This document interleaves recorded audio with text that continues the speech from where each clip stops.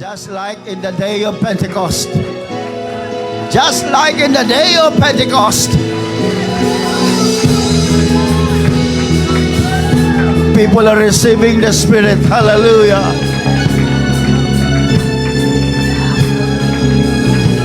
Hallelujah. Hallelujah. Again, let's clap our hands to Him. He is worthy. Worthy to be praised. Worthy to be adored. Hallelujah. Praise God. You may be seated for a while. Thank you, Jesus. That's the presence of the Lord there. Hallelujah. This is the church of Jesus Christ, and His presence is welcome. And we welcome the presence of the Lord not with formality. Because where is the Spirit of the Lord, there is freedom. There is liberty. Amen. The Lord will set you free. Hallelujah. When the Spirit of God is with you. Oh, the Lord is good, and His mercy endures forever. Again, let's clap our hands to Him. Salamat po, Panginoon, sa mayaman mong presensya. Amen. I would like to greet everyone. Thank you for coming today sa ating mga kapatid na nandito, sa ating mga kabataan na nandito. Amen. Nakita ko si Hannah nandito kanina. Ayun na. Praise God. Thank you for coming back again, sister. Layo pa po ng pinanggalingan nila ng mama niya from San Pedro, Laguna. Salamat sa mga kabataan. Amen. At sa mga taga-admiral natin, nandyan sa likuran. Brother Dodi is there. Thank you for coming. Sa mga kapatid natin dito. Nandito, Sister Rejoice at ang kanyang asawa. Si Ice, thank you for coming. Sister Venus, we miss you. I-miss ka namin. Alam naman namin, andyan ka lang palagi. But we miss you. Thank you so much for coming. Salamat sa inyo, mga kapatid. Dito sa atin sa banda rito. Amen. Ang mga mababait na anak ng Panginoon nandito. Lahat ng mababait na anak ng Diyos magsabi ng Amen. O, di ba? Mabait sila. Di ba? Praise God. Salamat sa Panginoon. Amen. Today, we would like also to greet our brethren na nanonood sa online natin. From Bahrain, Sister Evangeline Aguilar. Sister, pagpalain ka ng Panginoon. Diyan sa Bahrain. At kasama niya nanonood si Sister Jade Pauline Aguilar. And also, si Sister Mel Espinosa Sibonga sa Dubai naman. So, nanonood siya ngayon, mga kapatid. So, kaya shout out natin. Pagpalain ka ng Panginoon diyan, sister. Makinig ka ng salita ng Panginoon hanggang ang iyong kaluluwa ay lumago sa salita niya.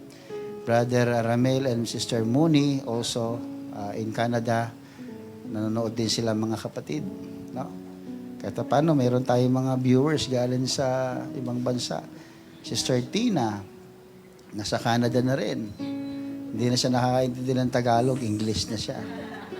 Sister Tina, Nanay Tina, and also Sister Vicky Calda ay nanonood din. At sa mga iba nating kapatid, di ko na nakuha yung mga ibang nanonood. Magandang umaga sa inyong lahat. Pagpalain kayo ng Panginoon. And of course, lahat ng kapatid na nandito, pagpalain tayong lahat ng Panginoon. Let's clap our hands to Him. Salamat po sa Panginoon. Nais kong hilingin muli na ang lahat ay tumayo bilang paggalang sa salita ng Diyos na aking babasahin. Sa mga panauhin namin, thank you for coming. In Hebrews chapter 12, verse 16 to 17, in the New Living Translation. Hebrews chapter 12, verse 16 to 17, in the New Living Translation, it says, this is about the life of Esau, kapatid po ni Jacob. Sabi sa verse 16, make sure that no one is immoral or godless like Esau, who traded his birthright as the firstborn son for a single meal. Sa isang kainan lamang, ipinagpalit niya ang kanyang pagiging panganay. And the Bible says in this translation, he was considered immoral or godless dahil isinawalang bahala niya ang kanyang birthright. Verse 17, the Bible says, you know that afterward, when he wanted his father's blessing, he was rejected. It was too late for repentance, even though he begged with bitter tears. Kahit anong gawin niyang pagmamakaawa, kahit sagad na sa buto yung kanyang pagmamakaawa, pero sabi ng Bible, hallelujah, it was too late for repentance. Brethren, this particular story in the Bible tells us that in just one wrong decision, you will suffer in eternity. One wrong decision. Panganay siya. Anong gagawin ko sa pagiging panganay? Nagugutom ako, sabi niya. Okay lang na mawala sa akin ang pagiging panganay ko. Okay lang na mawala sa akin ang status ko sa harap ng Panginoon. That one wrong decision, he regretted all of his life. Yung blessing ng birthright ay napunta doon kay Jacob.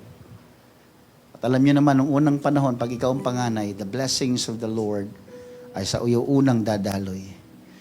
Sa kanya, isinawalang bahala niya yon. Isinantabi niya yon.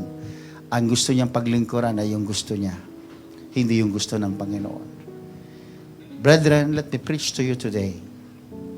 One wrong decision. Just one wrong decision.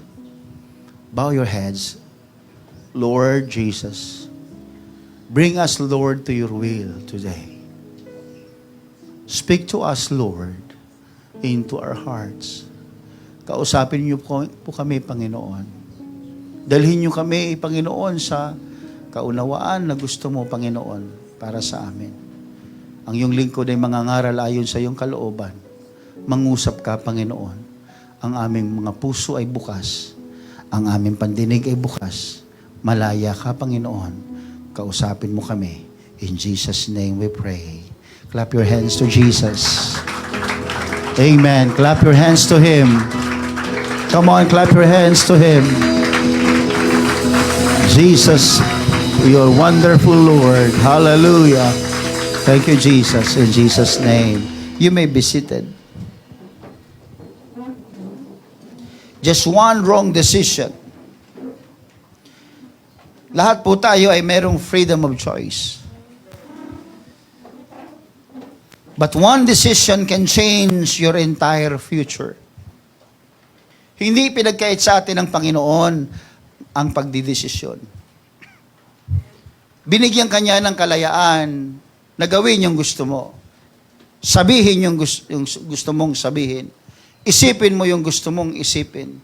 Planuhin mo yung gusto mong planuhin. God gave us this freedom. This is the best gift that God gave us. When God created man, He created man not as a robots. Hindi AI ang pagkakalikha ng Diyos sa atin. Hindi robot ang pagkakalikha ng Diyos sa atin. Nilikha tayo ng Diyos na mayroong sariling decision. And I thank God for that. That's the free gift from the Lord. Ang ganda ng biyaya ng Diyos sa atin. But, in just one wrong decision, or in one decision, it can change your entire future. Pag nagkamali tayo ng ating desisyon, bagamat tayo ay binigyan ng Diyos ng kalayaan na magdesisyon, pwedeng baguhin ito. Maybe for good, or maybe for bad. Baguhin ito ang iyong buhay at ang iyong kinabukasan. Sa Biblia, may mga tao po na nagkaroon ng wrong decision. At sila'y nagsisi habang sila'y nabubuhay nung panahon na yon. And one of those people is Judas Iscariot. si Judas, na kung saan na nagkanulo sa ating Panginoon. In Matthew chapter 27, verse 3 up to 5, in the King James Version says, Then Judas, which had betrayed him, when he saw that he was condemned, repented himself, and brought again the 30 pieces of silver to the chief priests and elders, saying, I have sinned in that I have betrayed the innocent blood. And they said, what is that to us? Anong paki namin dyan sa pagsisisi mo? Pinagkanulo mo si Jesus sa halagang 30 piraso ng pilak. Binabalik niya na yung 30 piraso ng pilak at nagsisisi siya sa kanyang ginawa. Ang sabi sa kanya, anong paki namin sa iyo? What is that to us? See thou that? Thou to that? And he cast down the pieces of silver in the temple. Binato niya, mga kapatid, yung 30 piraso ng pilak dun sa templo, and departed and went and hanged himself. Hindi niya kinaya yung pressure. May mali siyang desisyong ginawa. Hindi niya kinaya yung pressure. Hindi niya kinaya na hindi siya pinatawad. Hindi niya kinaya na hindi kinonsider ang pagsisisi niya. But the wrong thing is, he repented not with Jesus Christ. He repented to the Sadducees and the Pharisees. But those people don't understand about repentance. They don't understand about forgiveness. Kaya nung siya'y tinanggihan, he was hurt and he hanged himself. But I believe, if that repentance or forgiveness was asked before Jesus, I'm sure Judas will be forgiven and he will be released from that point of sin. Brethren, I learned this, that proximity and intimacy is related in our service to Him. May mga pagkakataon, mga kapatid. Imagine, Judas is so close with Jesus. Araw-araw niyang kasama, kumakain kasama, nagtuturo kasama, mga kapatid ang Panginoon, naglalakad sila kasama niya ang Panginoon, nawi-witness niya yung mga miracles, yung mga wonders ng Panginoon, first hand niyang nakikita, nahahawakan ng Panginoon, nakakausap niya ang Panginoon. But that proximity is not enough. Closeness to God is not enough. We should build intimacy. Because you can feel that you are so close with God and yet you don't have intimacy. Pwede mong maramdaman, nagsisimba ako. Dumadalo ko sa gawain. Naglilingkod ako sa Diyos. Pwede mong sabihin, you are close with God, but you lack intimacy. Kapag tayo ay nagsasalita, mga kapatid, na para bang ang sinasabi natin, oh, we are close with God, I am close with God. Makadiyos ako, relihiyoso ako. Yes, that's good. But that is not enough. Proximity is not enough. What we need is intimacy with God. Because the Bible says in Psalms 37, verse 4, delight thyself also in the Lord. Delight yourself. Make an intimate relationship with God.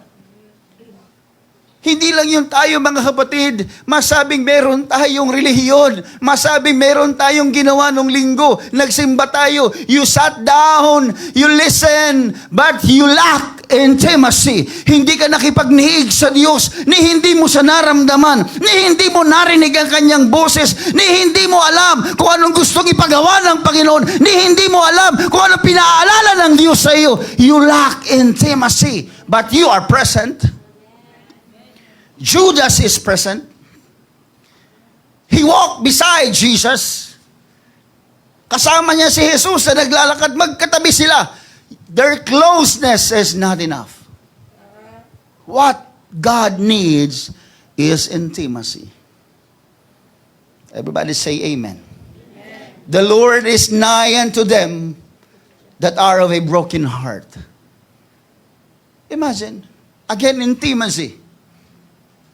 Because some, they choose to have proximity, but with no intimacy. They go to church on Sunday, but they don't have prayers on the weekdays. Mga kapatid, hallelujah, malapit nang bumalik ang Panginoon. We are hearing this message many times and in many years that Jesus Christ is coming soon. But sometimes, mga kapatid, we lack intimacy with God. Yes, we go to church. Yes, we listen to pastor. Yes, we listen to the preaching.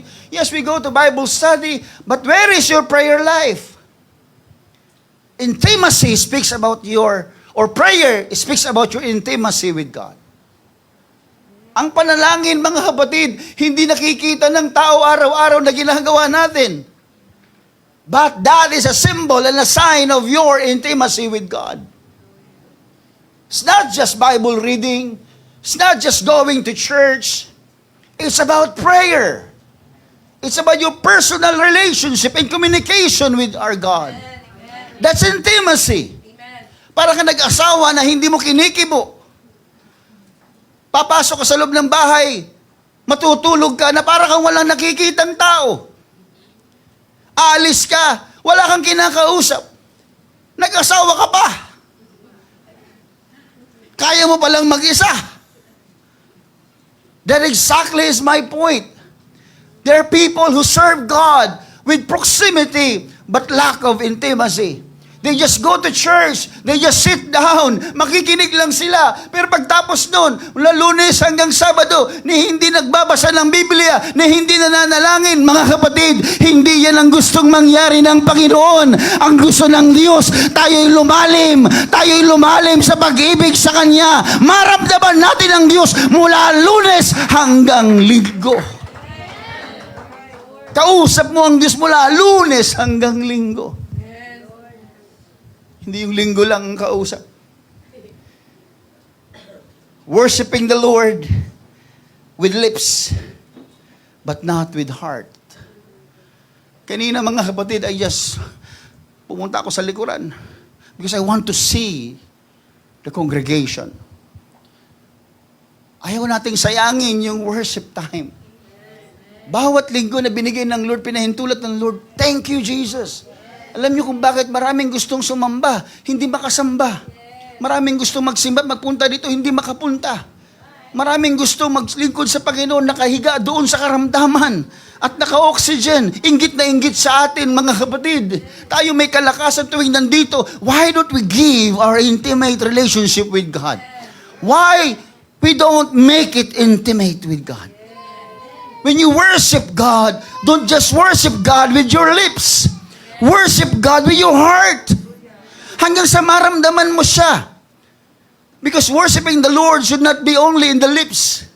Paano yung mga pipi? Paano yung mga sarado ang bibig? So hindi na sila makapag-worship. But heart is there. Amen. Everybody say amen. Amen. So when you worship, when you raise your hands towards heaven, and when you say to the Lord, Lord, I worship you, then you should mean it. Seryosohin mo. Galing sa puso mo. Huwag niyong panoorin yung mga nandito sa harapan na para bang nanonood kayo ng konsyerto, na para bang nanonood kayo ng sine at palabas. Hindi po palabas ito dito, mga kapatid. Itong entablado na ito ay hindi ito para sa entertainment. Tabladong ito, mga kapatid, ay para sa pagsamba sa Diyos. Pagpupuri, dinadala tayo ng Diyos, mga kapatid, doon sa tamang relasyon sa Kanya. Amen. Everybody say amen. Amen. So this is not about entertainment. So don't expect na para bang uupo ka dyan, mga kapatid, tayo sa simbahan, at kulang na lang ay popcorn. No! The church is not a cinema. The church is alive. When you go to church, there is an activity happening. The Holy Spirit is active. Hindi tamad ang Espiritu Santo. Kaya pag tayo nasa loob ng simbahan, mga kapatid, gumalaw ka. Kung talagang nararamdaman mo ang Diyos, gumagalaw ka. I felt pity na. Sing hallelujah. Sing, nakatikom ang bibig. Sinasabi na nga sing hallelujah eh. Dance in your presence. Hindi makagalaw. What is that? Lack of intimacy. Hello? Kulang ka sa lambing. Sabi mo sa katabi mo, kulang ka sa lambing. Ba't lambingin mo naman ang Lord? Pag nag-worship tayo, lambingin naman natin ang Panginoon. Lord, I love you. Wala ba lang pakiramdam? Baka pwedeng lambingin, baka pag tinaas mo ang kamay, baka pwedeng samahan mo na ng pagpikit ng mata mo. At pagsabi ng Panginoon, minamahal kita, sinasamba kita, pinupuri kita. Pastor, nahihiya ako eh. You are in the wrong place. You are in the wrong place. Nahihiya ako. Dito, sa gawain ng Panginoon, ang mga tao, walang pera.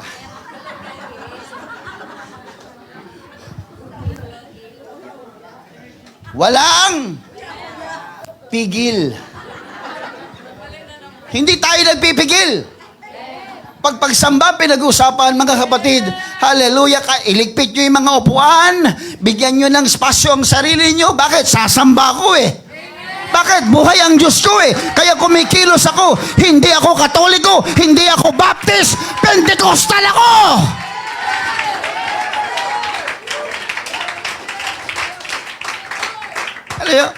Mga Pentecostal malulusog.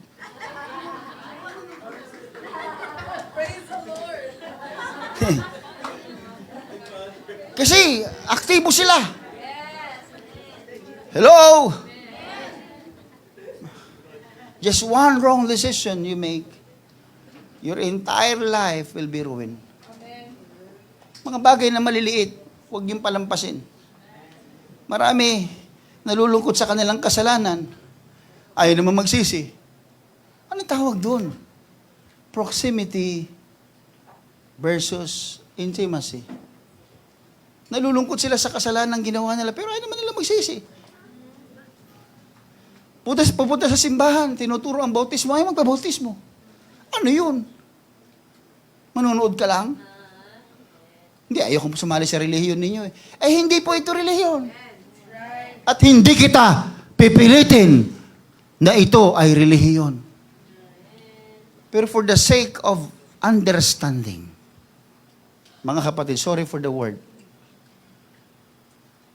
para lamang sa iyong kaunawaan, ang itinuturo dito ay hindi relihiyon. Ang tinuturo dito, mga kapatid, ay ang salita ng Diyos. Utos ng Diyos. At lahat tayo sumusunod sa utos ng Panginoon. And when you go to church and you don't want to obey God, and then what's that? Hypocrisy. Hello? Alam niyo pag yung ikaw inaiimbitahan sa networking, naalala niyo yun? Uy, sali ka. Sali ka. O sige, may meeting tayo. Libre lunch. Pagdating doon, mga kapatid, Libre nga ang lunch. Ang ganda, ganda. Ang ganda, ang ganda ng presentation. At nung sinabi na sa'yo, sige, magpa-register ka na. Ay, next time na lang. Bakit? Nagandahan lang ako eh. Pero ayaw ko mag-involve. Ayaw ko maging committed. Ganyan ang karamihang Kristiyano sa panahon natin. They just want involvement in the church, but they don't want to commit themselves to God. Baptism in Jesus' name in water is commitment. Amen. Totoo yan. Pag ikaw nagpabautismo sa pangalan ni Jesus, dahil yun ang tinuturo ng Biblia, Acts chapter 2 verse 38, ano tawag doon? Ikaw ay nagkakaroon ng commitment. Bakit? Sinunod mo yung utos niya eh. Commitment ang tawag doon. Sinusunod mo yung utos niya, di may commitment ka. So tuwing tinuturo ang bautismo sa pangalan ni Jesus, sundin mo. Huwag kang tumanggi, huwag kang lumayo. Bakit? Iutos ng Diyos yan, hindi naman utos si pastor yan eh. Hindi naman ako nagpapadami ng miyembro eh. Nangangaral ako para maging miyembro tayo ng katawan ni Kristo, hindi miyembro ng pastor. Hello? I'm not teaching my religion. I don't have religion. What I have is Jesus Christ. What I have is the Word of God. I am preaching it to you today. Then Peter said unto them, repent and be baptized, every one of you, in the name of Jesus Christ, for the remission of your sins, and you shall receive the gift of the Holy Spirit. Hindi ko salita yan. Kaya pag kayo challenge, who wants to get baptized, nagtatago pa. Mga kapatid, that is not good. Proximity is not enough. Hindi ko mo may simbahan ka, hindi ko mo may mga kaibigan kang Christian, sapat na. Hindi po yun. Ano ang sapat? Ano ang tama? Magkaroon ka ng commitment. Magkaroon ka ng intimacy sa Panginoon. Naghahanap ang Diyos ng intimate relationship with us. Kaya sabi niya nga, ask and you shall receive it. Seek and you shall find. Knock and the door shall be open unto you. Ano yun? It's an invitation to intimacy. Kumatok ka, pagbubuksan kita. Hanapin mo ako, masusupungan mo ako. Humingi ka, bibigyan ka. Anong tawag doon? Intimacy. Binibenta na ni Lord yung sarili niya para sa iyo. Nilalapit na ni Lord yung sarili niya para sa iyo. Humingi ka, bibigyan kita. Kumatok ka, babubuksan kita. Hanapin mo ako, masusupungan mo ako. Intimacy. Lumalapit na siya, mga kapatid. Hello? Call unto me, and I will answer thee, and I will show thee great and mighty things which thou knowest not. Anong tawag doon? Intimacy. Jeremiah 29:13, and you shall seek me and find me when you shall search for me with all your heart. Intimacy. When you go to church, church is not enough. Sitting in the pews are not enough, mga kapatid. Pag tayo, tataas kamay, it's not enough. Uuwi na sa bahay, nakalimutan nga ang sermon eh, hindi alam eh. Mas inalala pa kung anong kanyang uulamin mamaya eh. Intimacy. Yung bang ramdam mo siya. Pagpasok mo palang nararamdaman mo na yung presensya ng Panginoon. Sensitibo ka sa pangungusap ng Panginoon. Hanggang sa makauwi ka, inaalala mo yung sinabi ng, it's intimacy. Malalim na pag-ibig at relasyon sa Diyos.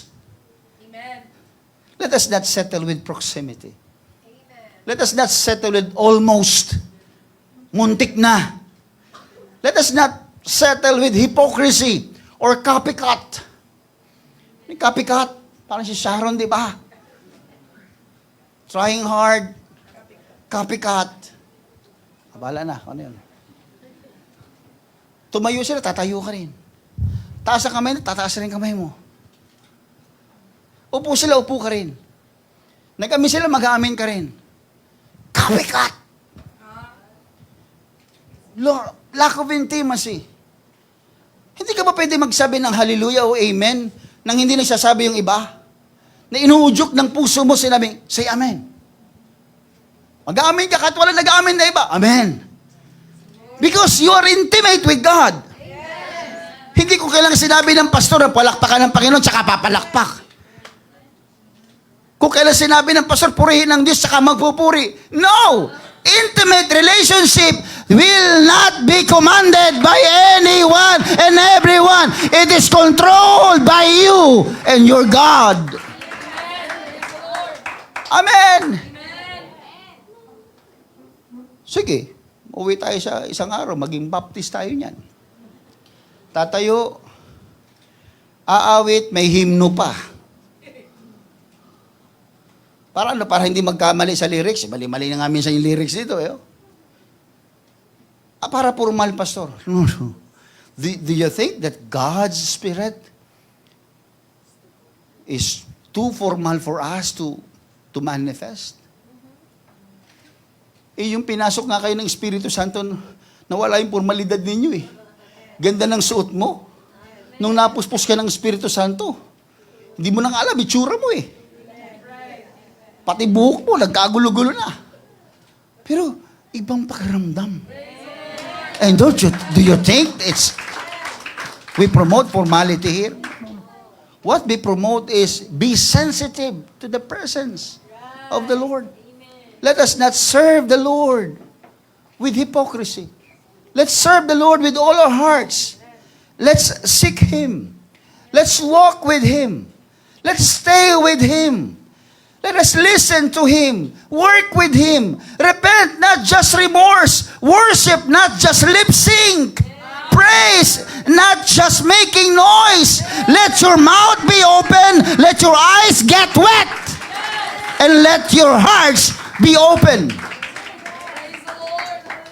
Amen. Ang ibang tindi mga kapatid mula umpisa hanggang dulo nakauwian na hindi man lang naiyak. Hindi ko ramdam, pastor Hindi dahil hindi mo ramdam, kasi ayaw mong pakiramdaman. Sabi mo sa katabi mo, nararamdaman mo ba?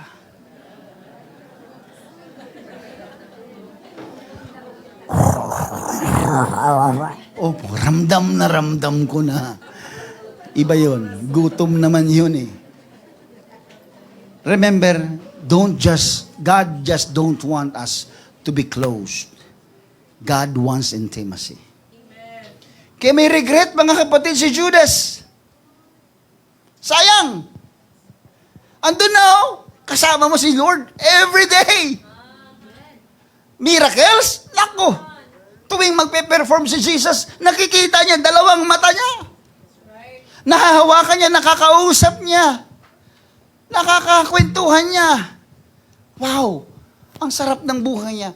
Pero sayang.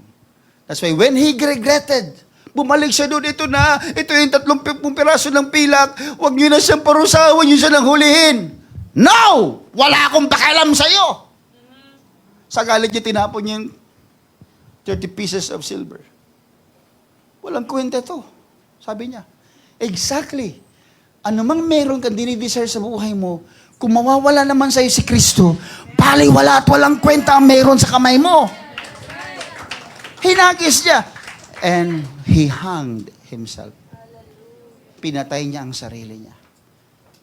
One wrong decision. King Saul.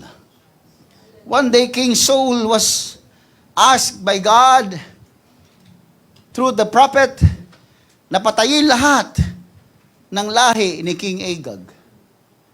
Hindi siya sumunod. Dahil natakot daw siya. Ang sabi ng 1 Samuel chapter 15 verse 22. And Samuel said, "Had the Lord as great delight in burnt offerings and sacrifices, as in obeying the voice of the Lord? Behold, to obey is better than sacrifice, and to hearken than the fat of rams. For rebellion is as of sin of witchcraft, and stubbornness is as iniquity and idolatry. Because thou hast rejected the word of the Lord, because thou hast rejected the word of the Lord, he hath also rejected thee from being king." And Saul said unto Samuel, "I have sinned, for I have transgressed the commandments of the Lord, and thy words, because I feared the people, and obeyed their voice. Now therefore I pray thee." Nagmakaawa na siya. Pardon my sin and turn again with me. Balikan mo ako, huwag mo akong iwan. Patawarin ako that I may worship the Lord. And Samuel said unto Saul, I will not return with thee. For thou hast rejected the word of the Lord. And the Lord had rejected thee from being king of Israel. Wala na. Tapos na ang pag-aari mo, Saul. And as Samuel turned about to go away, talagang mapilit siya, he laid hold upon the skirt of his mantle, and it rent. Napunit tuloy. Mga kapatid, hinawakan niya yung damit ng propeta, napunit tuloy. And Samuel said unto him, the Lord had rent the kingdom of Israel from thee this day, and hath given it to the neighbor of thine that is better than thou. One wrong decision. Bakit siya nagkaroon ng maling desisyon, Pastor? Ang sabi sa kanya, hindi mo trabaho maghandog. Ang trabaho mo sumunod sa utos ng Panginoon. Ang paghahandog, trabaho ng propeta. Hinandog niya. Kasi nga gusto niya manalo sa gera. Kasi nga yung mga tao, inuudyukan siya. Politiko eh. Anong ginawa niya? Sinuway niya yung utos ng Panginoon kay diniin ng propeta. Sinuway mo kasi utos ng Diyos eh. Bakit mo ba sinuway? And then he repented. Nagsisi siya. Nagsisi siya. Alam niyo kung bakit siya nagsisi? Hindi dahil siya ay kinausap ng Panginoon. O because he broke the commandments of God. Alam niyo kung bakit siya nagsisi? Because he lost his kingship. Yung pagiging hari, yung posisyon. Ano ba talagang ang iniisip ng maraming tao? Ano bang mas mahalaga sa atin? Yung nawawala sa ating mga bagay o yung mawala sa atin ang presensya ng Diyos? Saul repented not because he offended God, but because he loses the kingship. Because people easily get sad when we lose material things, but give less emotion to the eternal things. Pagdating sa Panginoon, pagdating sa emosyon, pagdating sa mga bagay-bagay sa buhay natin, ang bilis nating malungkot pag may nawawala. Totoo yun, mga kapatid. Nawala sa cellphone mo, nalungkot ka. Diba? Nawala sa iyo yung isang bagay, nalungkot ka. Nawala sa iyo sweldo mo, lalo ka nalungkot.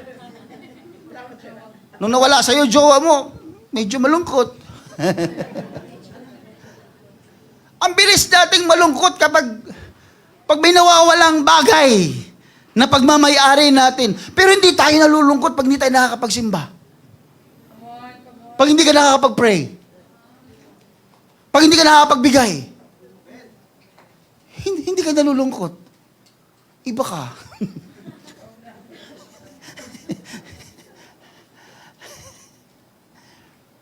Okay lang na hindi magbasa ng Biblia.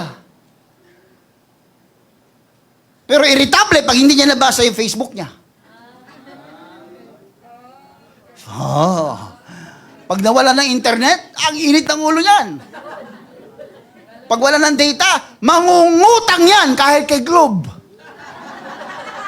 Asterisk. Ano ba yun? 143. Hashtag. Bakit? Kasi, bagay na nawawala sa atin, we are so affected. Pero yung nawawala sa Panginoon, yung presence niya, hindi natin pinanghihinayangan. Yung word niya, pag hindi natin naririnig, hindi natin pinanghihinayangan. Hello? Huwag kayong maging Sunday Christian. Pag linggo lang Kristiyano. Pag Miyerkules, medyo. Bible study. Lalo pag Biyernes, prayer lang naman yan eh. Tignan mo, hindi mo pinanghihinayangan yung prayer. Hindi mo pinanghihinayangan yung Bible study. Pero pag makakabsent ka sa trabaho mo, sa eskwelahan mo, wagas. Antindi. Awayin lahat. Bakit? Ayaw yung umabsent sa kanyang trabaho eh. Takot na takot sa boss. Takot na takot sa HR. Ilang minuto lang na malate, nako, record na yun, bawas na yun sa sweldo. Yung iyong performance, pag ni-review, poor. Ayaw mo nang ganon. Kasi may mawawala sa'yo. Pero sa gawain ng Panginoon, sa presensya ng Diyos, pag hindi natin nararamdaman, parang okay lang sa akin. Manginig tayo, mga kapatid, mangilabot tayo. Kung hindi na natin maramdaman ang presensya ng Diyos, hindi tayo makasusurvive kung wala ang presensya ng Diyos. Without me, you can do nothing. Jesus said.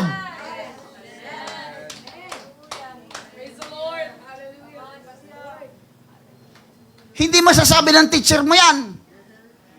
Hindi masasabi ng boss mo yan. Without me, you can do nothing. Naku, huwag kayo maniwala. Kahit yan na lang ang pinakatrabaho mo, kahit wala nang tumatanggap sa'yo, huwag mong paniwalaan yan. Mas paniwalaan mo ang salita ng Diyos na nung sinabi niya, without me, you can do nothing.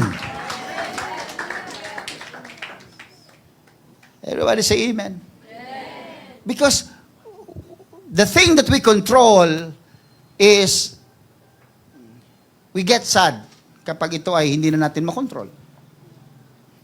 Pero yung control ng Panginoon, hindi natin pinangihinayangan. When we choose to disobey God's word, we are breaking His heart. Nasasaktan si Lord kapag hindi tayo sumusunod sa Kanyang utos. Anong sabi ng Biblia? Grieve not the Holy Spirit of God. Ano yung grieve, alam nyo? Grief, bigat. Huwag niyong pigatiin ang Espiritu ng Diyos. Napipigati ang Panginoon kapag tayo hindi sumusunod sa Kanyang utos, mga kapatid. Let us always give value to our relationship with God. Bigyan natin ng halaga ang relasyon natin sa Diyos. Yung relasyon mo nga sa tao may pabulaklak ka pa. Girlfriends, ano yon? Day. May girlfriends day, no? Wala bang ex day? Meron din?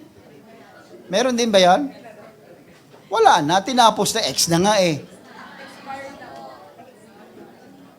Lahat na lang may day. Diba? May All Souls Day. May All Saints Day.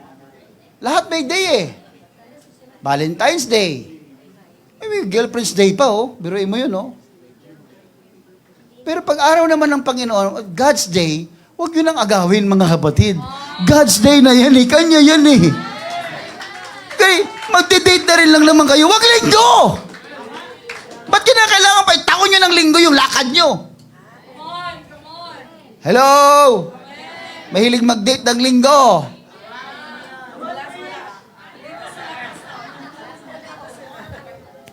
Huwag naman ganun. Unahin nyo naman si Lord. Kanya yan Ibigay mo yan sa ibang araw. Girlfriend mo, asawa mo, anak mo. Pag linggo, sa Diyos yan. Amen. I-dedicate nyo yan sa Panginoon. Kaya pag may gawain ng linggo, minsan naririnig ko, ay, Pastor, hindi ako makaka-attend. Bakit? Kasi may lakad ako mamayang hapon. Baka naman pwedeng ibigay mo naman sa Panginoon yan, yung maghapon mo.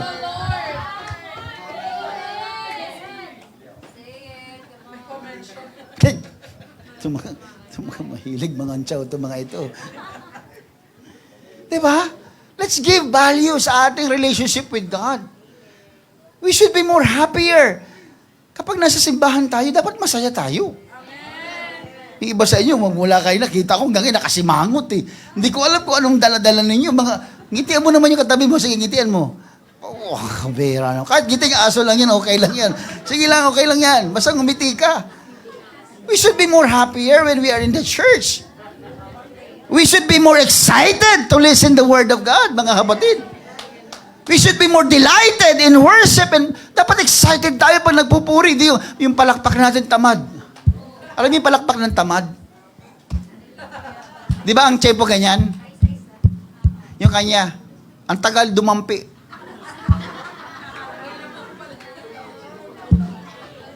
In the Spirit of the Lord, there is freedom. There is freedom. Off beat Wala sa beat. Tamad. Mga kapatid, pag nasa simbahan tayo sa gawain ng Panginoon, relasyon natin sa Diyos ito Dapat Hello! Okay lang ba yun, mga kapatid? Hindi tayo dapat uma-absent. Sabi mo sa katabi mo, huwag kang absent.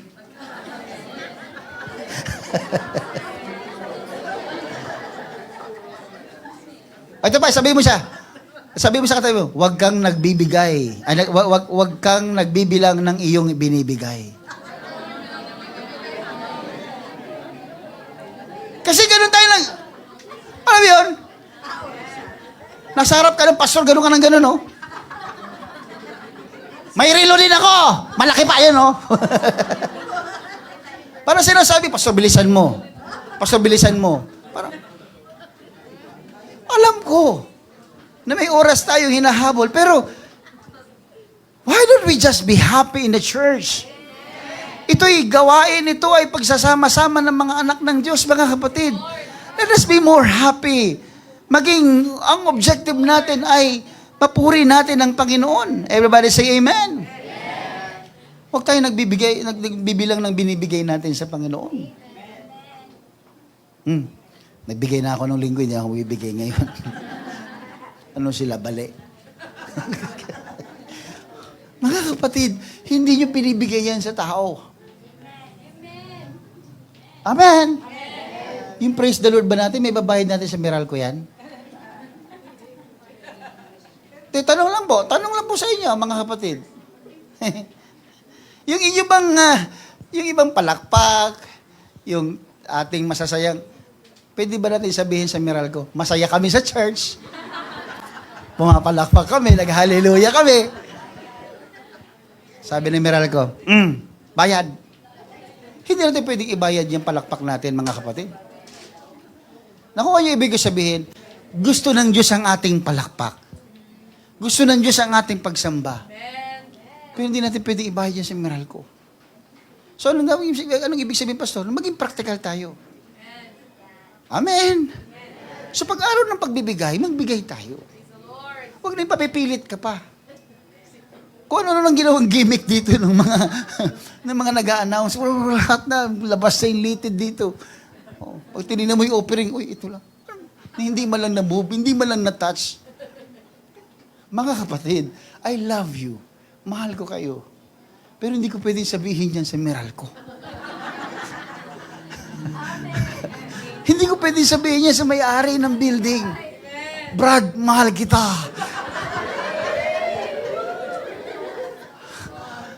Ano gagawin sa akin ng may-ari? Hindi ko pwedeng sabihin yung Maynilad, I love you.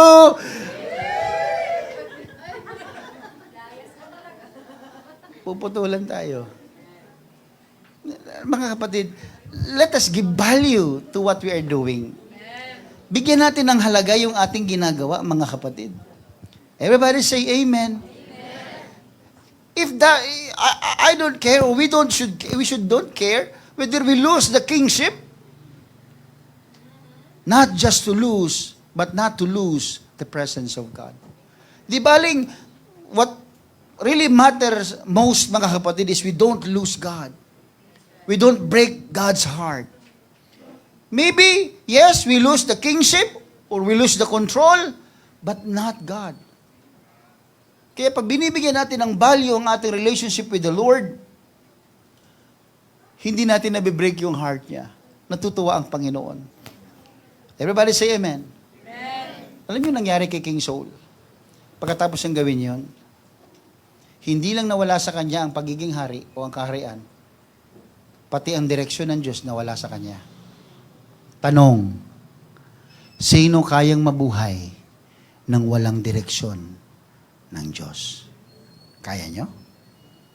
Kaya nyo mabuhay na walang direksyon ng Diyos? Sino kayang pwede mag-survive na wala ang presensya ng Diyos? Wala. Kaya, alam nyo, ang blessed ng simbahan natin. Sa awitan, nararamdaman mo yung presence of God. Sa mga pangangaral ng salita ng Diyos, nandun yung presensya ng Diyos. Hindi tayo iniiwan ng Diyos. Ang presensya at gabay niya at ang direksyon niya, ang pag-ibig niya ay sumasa atin. We should be happier. More happier. Amen. O pumunta ka doon sa mga tulis. Tulis. Yung mga matutulis yung simbahan. O, yung mga kailangan mong sumausaw muna, sausaw suka, mahuli taya, bago ka makapasok doon. Sasawsaw ka. Doon ka. Para kang nakatitig sa kawalan. Sobrang tahimik. Parang wala rin ang Panginoon doon eh. Kasi sabi ng Biblia, si Kristo sa tuwing na pupunta sa isang lugar, maingay. Kung nasan yung presensya ng Diyos, may kalayaan. Kaya pag si Kristo pupunta sa isang lugar, yung presence niya, dinudumog siya ng tao. Pwede bang dumugin natin si Jesus? Huwag lang kayo maingay. Meron bang dumog na huwag maingay? Kaya pag si Kristo nagpupunta sa isang lugar, dinudumog siya. Napakaingay ng lugar. May sumisigaw, Jesus, pagaligin mo ako. Jesus, ang anak ko may sakit. Jesus, pagpalain mo ako. Jesus, gusto kitang marinig. Jesus, gusto kitang mahawakan.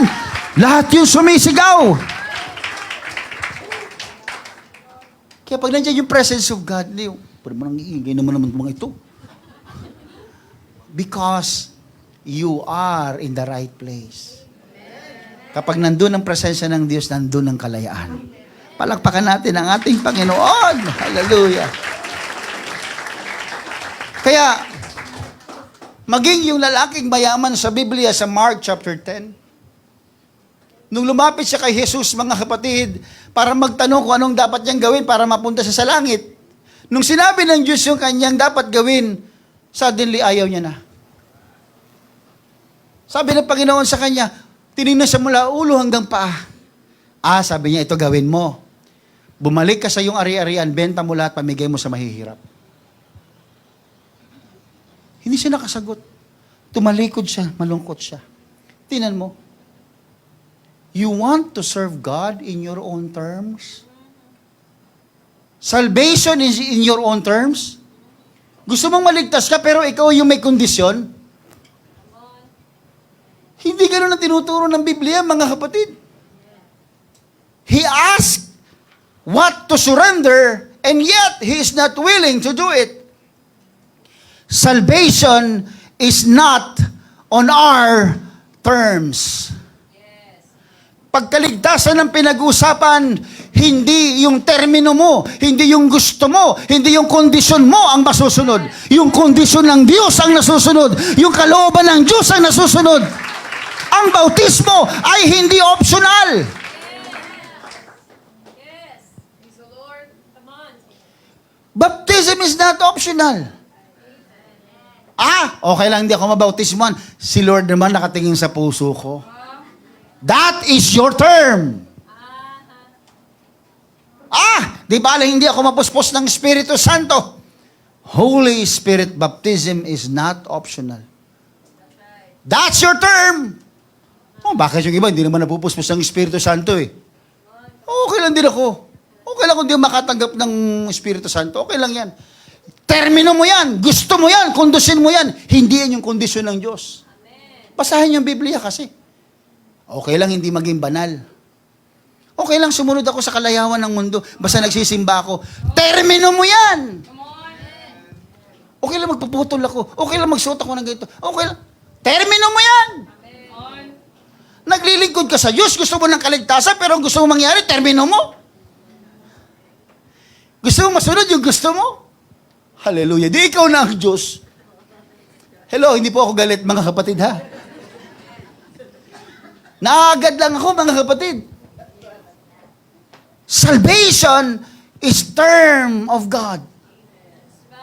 Ang Diyos ang may plano niyan. Ang Diyos ang nagdisenyo niyan. Ang Diyos ang may gusto niyan. Ang Diyos ang may nag-utos niyan. Ang Diyos ang dapat natin sundan. Hindi yung ating mga sarili. Hindi yung ating kaisipan. Hindi yung ating kagustuhan. Hindi yung ating opinyon. Hindi yung ating konsiderasyon. Kundi ang Diyos ang masusunod.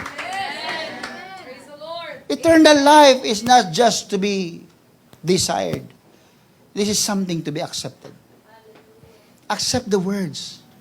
Kaya pag sinabing, sinong gusto magpabautismo sa pangalan ni Jesus para kayo ay magkaroon ng buhay na walang hanggan? Si Pastor. Na naman si Pastor. Nag-aanyaya na naman. Linggo-linggo yan. Ayoko yan. Well, wala akong magagawa kung ayaw mo. Pero para mong pinatunayan sa amin na gusto mo maligtas sa pamamagitan ng termino mo, ng kondisyon mo. Well, you don't have option. Right. It's either you accept God or not. Tanggapin mo o hindi, Diyos pa rin naman siya eh. Everybody say amen. Amen. Alam niyo kung anong ginagawa ng kaaway sa atin? Gusto niyang i-imply, maging doon kay Jesus Christ, yung si Jesus Christ ay tinempt sa Matthew chapter 4. Alam gusto niyang implication ni Satanas kay Jesus Christ? Convenience. Convenience. Anong sabi niya, di ba? Stones be made bread because you're hungry. Gawin mong tinapay ang batong ito. Kasi alam ni Satanas, gutom siya eh. Oy, nagfasting siya. Gutom ka, no? Sige nga, gawin mong tinapay ang batong ito. Convenience. Yun yung ini-imply ni Satanas. Cast down, for they shall carry you. Tinan nyo. Sige, tumalong ka dyan, sabi niya. Kasi nasusulat, sasaluhin ka ng mga anghel mo. Convenience, iheheli ka ng mga anghel mo. Convenience, comfort. Yun yung gustong ibigay ni Satanas na implication. In all these things I will give thee. Just worship and bow down to me. Sabi ni Satanas. Bakit? May ibibigay niya doon sa Panginoon. Bakit? Kasi alam ni Satanas ang tao may pangangailangan. Nakuha niyo ibig sabihin? Ang gusto ng kaaway, tayo ay siluin ng convenience. Kaya maging sa kaligtasan, ayaw natin mga kapatid, ay minsan ng tao ng, ano ba naman yan, Bible study, ano ba naman yan, bautismo, ano na naman yan, magta-thanksgiving kami, ano ba naman yan, hahayo kami, ano ba naman, magbibigay kami. Alam mo yung gusto ng laman natin, yung uupo na lang tayo sa simbahan, walang gagawin. Gusto nating maging spectator, gusto nating maging taga-upo lang mga kapatid. Sila na yan. Ni magligpit nga mga kapatid, ni pumulot nga, nakita ang basura, hindi mo makuha dyan eh. Bakit? Convenience ang gusto. Yan ang tinutulak ni Satanas sa atin. Kaya pag mainit, di magsisimba. Bakit? Pagpapawisan. Pag maulan, di rin magsisimba. Bakit? Mababasa. Ano ba talaga gusto mo? Kasi gusto ni Satanas na i-inject sa atin yung inconvenience is not of God. Gusto i-inject ni Satanas yun. Pag ikaw nahihirapan, hindi sa Diyos yan. Nahihirapan ka eh. Definitely, Jesus is not convenient. Let me tell you this, mga kapatid. Do you think when Jesus Christ carried the cross, is He convenient? Nung bit-bit ba ni Jesus ang krus, convenient ba siya? Uy, ang gaan naman ito. Parang bulak. Nakikiliti pa yung balikat ko. Nung hinampas-basan ng mga Romano, mga kapatid na sundalo, nakakiliti naman yung latigo mo. Convenient ba si Jesus Christ nung siya pinako sa krus? No, He was not even convenient. He is crying, agonizing, suffering. Bakit? Kasi yung kanyang pinapasan ay inconvenience. Pero I can tell you, brethren, mga kapatid, na ang cross of inconvenience is the terms of God for your and my salvation. Nagpakasakit siya. Di baling hindi siya convenient, mga kapatid, because the cross is not a place of convenience or a place of personal terms nor a place of personal agenda. The cross of inconvenience is the terms of God. Gusto kitang maligtas, sabi niya. Gusto kitang gumaling. Gusto kitang mapunta sa langit. Pero kailangan kong batahin.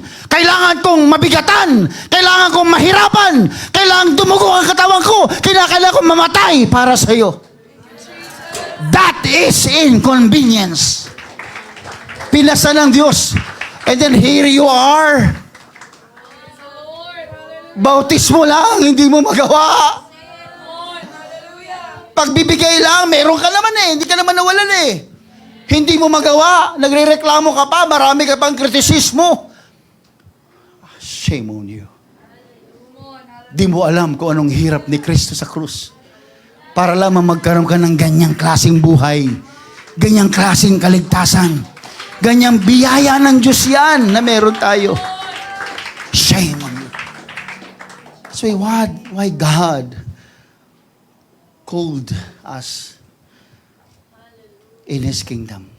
Because God, when He called us into His kingdom, He called us in His terms. He called us in His terms. Ang Diyos ang masusunod, mga kapatid. The last point that I want to leave is this. Yung tinatawag na wasted strength. Katulad ni Samson, alam mo yung kanyang lakas na sayang. Ang lakas-lakas kaya ni Samson. Nawala yung kanyang kalakasan, binigay niya kanino? Kay Delilah. He was anointed. He was appointed. And he was empowered. But one day, in one wrong decision, God departed from him. Andun na oh. You are so close with God. The presence of the Lord is with you. Pero dahil isang araw, nagkalong ka ng maling desisyon, umalis sa iyo ang presensya ng Diyos. Alam niyo bang it's better to lose your strength than to lose the presence of God? Sabi ni Moses sa Panginoon, Lord, don't bring us there if you are not with us. Kung hindi mo kami, wag mo na kami dalhin doon, Lord, kung hindi ka sasama sa amin. Ayaw ni Moses na umalis na hindi kasama ang Panginoon. Alam niyo ba kung bakit malakas si Samson? Pastor, long hair eh. Naku mga kapatid, hindi lahat ng long hair malakas. Pastor, di ba yung buhok niya, nung pinutulan, ay nawala yung lakas niya? No. Saan ang gagaling yung lakas ni Samson? Sa buhok? Hindi. Sapagkat ang buhok ay simbolo ng kanyang covenant bilang Nazareno. At ang Nazareno, ikaw ay inihandog sa Diyos, hindi ka pwedeng uminom ng alak. Hindi ka pwedeng humawak ng mga patay. Hindi mo pwedeng maputulan yung buhok mo. Kasi Nazareno ka, you are bowed before the Lord. Nazareno siya, mga kapatid. Pero hindi buhok niya ang dahilan kung bakit siya malakas. Alam niyo, sabi ng Judges chapter 14 verse 6, kung bakit siya malakas? Because the Spirit of God is with him. And the Spirit of the Lord came mightily upon him. And he rent him as he would have rent a kid. Grabe yung lakas niya. Judges chapter 15 verse 14. Ganun ulit, mga kapatid. It is because, and when he came unto Lehi, the Philistines shouted against him, and the Spirit of the Lord came mightily upon him. Kaya malakas si Samson. Sa tuwing kailangan niya ng lakas, automatic ang presence ng Panginoon ay sumasa kanya. Pero nung nagkaroon siya ng maling desisyon, umalis sa kanya ang presensya ng Diyos. Judges chapter 16, verse 20. In the New Living Translation, Judges chapter 16, verse 20. This is the worst thing that will happen to us. Listen, malapit ako matapos. This is the worst thing that could happen to us sa maling desisyon. Then she cried out, Samson, the Philistines have come to capture you. When he woke up, he thought, I will do as before and shake myself free. But he didn't realize the Lord had left him. Alam niyo, kung merong hindi magandang pwedeng mangyari sa atin dahil sa maling desisyon natin, the worst thing is to be left with the Spirit of God. Pag tayo iniwan ng presensya ng Diyos, kahit anong gawin mo, hindi ka mananalo sa laban mo. When you live in sin, you lose the spiritual vision. You lose the sensitivity. And sensitivity will only happen if you will live in obedience and in separation with God. Alam nyo, malakas pa naman sana si Samson eh. Kaya lang, he failed to live in separation with God. Inalis niya ang kabanalan sa kanya. Inalis niya ang utos ng Diyos sa kanya. Mga kapatid, huwag po tayong papayag na tayo ay malakas na lamang sa ating sarili. Huwag tayong pumayag lang, marunong naman ako eh. Matalino naman ako eh. Maabilidad naman ako eh. May kakayanan ako, pastor. Dakila ako, pastor. Mga kapatid, huwag po. Lahat ng yan, it will all be wasted when you don't recognize the Spirit of God. Sa tuwing merong lalabanan si Samson, hindi niya kinakailangan ng manalangin pa.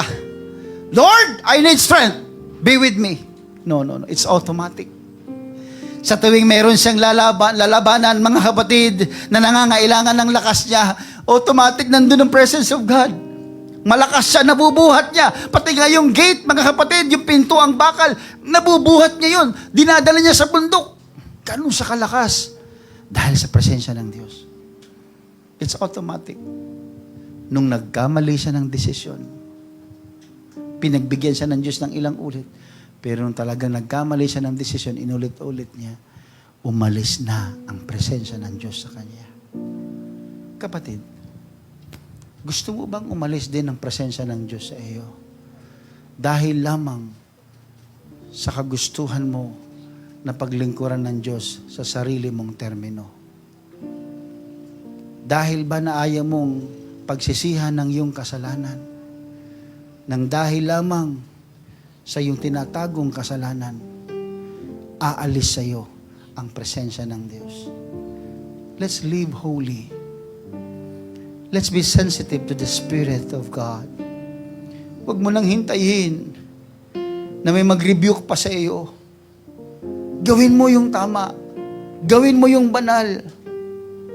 Huwag mong hindi susundin ang utos ng Panginoon. Huwag matigas ang ulo mo. Maging sensitibo ka sa pagkilos ng Espiritu Santo. Maging masunurin ka.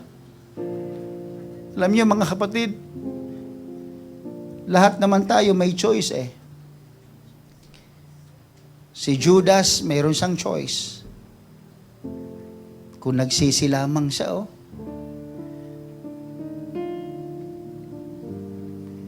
Kung si Saul ay in-improve niya yung relationship niya sa Panginoon, hindi sana siya nagsisi. Yung rich young ruler, meron din naman siyang choice. If he only follow God's term and not his convenience, he will not regret. Si Samson, if he only live holy, he will not regret. Lahat sila may choices. Ang iyong choice is powerful. Your decision can either make you free or in bondage. You have the power to choose life or death. You can decide to be more intimate with God or just a casual relationship with Him. You can decide whether you will follow God's term or your convenience. You can decide to be holy or to be carnal. It's your choice. It's your choice. But brethren, usually, you will not know if you choose the right decision until consequences came. Hindi mo masasabi na ang pinili mo ay tama. Maliban na lamang na dumating ang parusa sa mali mong desisyon. Mga kapatid, bago ako magtapos, maging si Esau man ay merong maling ginawa. Maging si Esau man ay meron siyang maling choice. Ibinenta niya ang kanyang pagiging panganay. Ibinenta niya ang kanyang privilege, ang kanyang leadership, ang kanyang blessing, ang kanyang pamana ay ibinenta niya. He sold it for a temporary satisfaction. And when he realized that he made the wrong decision, he tried to go back and ask his father's blessings. But it's too late. He inherited the lasting consequences. Mga kapatid, huwag niyong ipagpalit ang eternidad sa temporaring bagay sa mundo. Tandaan niyo, may mga desisyon na hindi na pwedeng bigyan ng konsiderasyon. There are decisions that cannot be undone with tears and regret. But you can avoid them today. You can avoid having a wrong decision. You can avoid it if you can come to Jesus today. Kung ikaw ay lalapit kay Jesus ngayong araw na ito, you will not regret. He will direct your life. If you will choose the terms of Jesus, you will never get wrong. If you will surrender to Him, you will be blessed. If you choose Him now, you will never regret. Hallelujah! Piliin mo si Jesus. Piliin mo ang Panginoon. Hallelujah! Piliin mo ang kanyang salita. Piliin mo ang kanyang pangako. Piliin mo ang kanyang presensya. Paglingkuran mo siya. Hallelujah! Sundin mo ang Panginoon. Hallelujah! Hallelujah! Huwag kang gumaya sa marami na merong maling desisyon. Ngayong araw na ito, hallelujah, if you will come to Jesus, you will have the right decision. Hallelujah, you are doing the right decision. If you are going, hallelujah, to accept Jesus Christ, hallelujah, you will have the right decision in your life. Hallelujah! Hallelujah! Hallelujah! Come on! In the name of Jesus. Let us not commit the one wrong decision. You will never get wrong with God. And as long as you choose Jesus, you will never have the wrong decision. Always consider Jesus, our God, before you decide. Better if you could decide together with Him, listening to His will, to His words, His promises will never get you wrong.